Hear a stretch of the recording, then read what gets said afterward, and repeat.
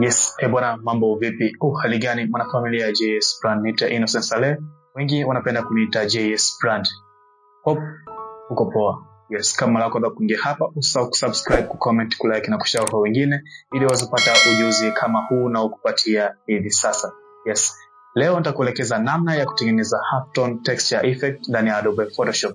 Yes. Kuna details ambazo hivi karibuni zina trend sana. Moja watu wanaotumia ni mimi hapa.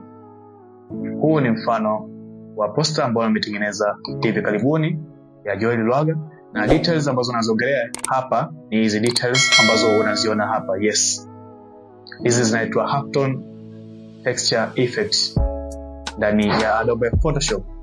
Yes.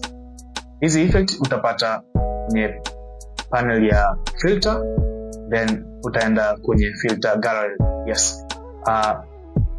Hii ndio ilikuwa before and after. Before the texture halftone texture effect and after the halftone texture effect.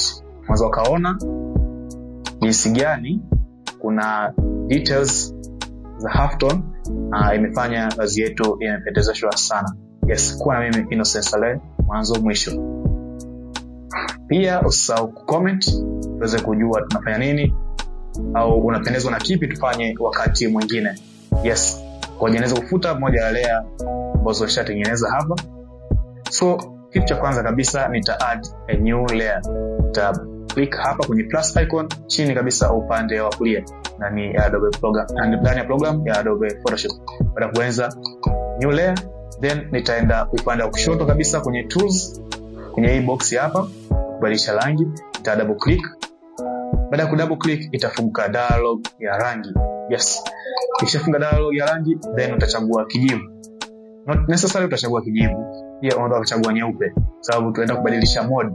Tunaenda kubadilisha mode, tunaenda kwenye overlay, tunaenda kwenye mode yoyote ambayo itafit kwa muda huo kutokana na kazi yako, pia kutokana na rangi ambayo ipo kwenye kazi yako. Yes, kutokana na hapa hivi nitaweka kijivu. Yes, nifuatilie mwanzo mwisho ili iwe sawa na kile matokeo yanayokuwa kama kwangu hapa na iwe kwako hivyo hivyo. Yes. Baada hapo nitabonyeza okay. Baada kubonyeza okay, nitaenda kwenye hapa kwenye create new fill or adjustment layer. Nitabonyeza hapo, nitaenda kwenye solid color. Kisha kwenye solid color itafunga moja kwa moja na itatokea rangi ya kijivu sababu huku mwanzo kwenye panel ya tools huku chini kwenye box hili nilichagua kijivu. Yes, baada hapo moja kwa moja utabonyeza okay au enter kwenye keyboard. Yes. Baada hapo nita convert kwenda kwenye smart object. Layer yangu hii hapa ya juu nita convert kwenda kwenye smart object ili niruhusu editing. Ukiweka smart object unaruhusu kazi yako kuwa redo, yani tufanye kazi yako inaruhusu redo action, right? Tofauti na ikiwa kwenye smart object au ukiwa kwenye adjustment layer. So baada ya kuweka kwenye smart object, baada hapo nitaenda kwenye panel ya filter. Itafunguka dialog hapo chini kwenye panel ya filter, then moja kwa moja nitaenda kwenye filter gallery.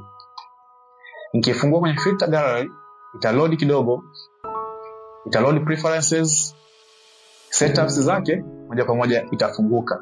Yes. Kama hivi hapa ilishafunguka moja kwa moja kuja kwenye halftone, ila tuashumu kwamba haikuwepo mwanzo. Kwa hiyo nyingine ilikuwa hapa kwenye texture. Right? Sisi tunaenda kwenye sketch.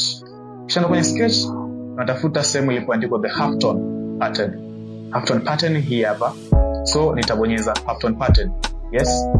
Baada ya kubonyeza halftone pattern kuna setting ambazo utaziweka kulingana na kazi yako jinsi ilivyo. Yes. Kutokana na kazi yetu hii hapa, utaangalia mwenyewe sana. The contrast inaongeze. The more unaongeza contrast, the more blackness inaongezeka kwenye spots za kwenye halftone. Right? So nita-adjust mpaka kwenye 21 au 19 mpaka 21. Yes, nimeka hapo. Pia na size, the more I increase the size, ile halftone size boxes zinakuwa kubwa. So mimi nitaweka 1.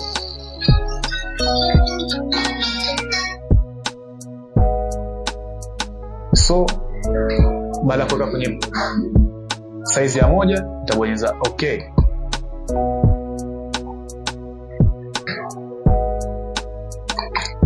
Baada ya kubonyeza okay, then baada ya hapo ni muda wa kubadilisha mode kwenda kwenye overlay. Right? Baada ya hapo nitabadilisha mode kwenda kwenye overlay. Yes. Hii ndio effect iliyotokea hapa baada ya kuweka hichi kitu. Unaona kuna details zimeongezeka. Na details ambazo zimeongezeka. So detail hizi ni very harmful kwa sababu ni kali mno. So tunabidi tupunguze opacity ya hii pattern yetu. So nitapunguza opacity.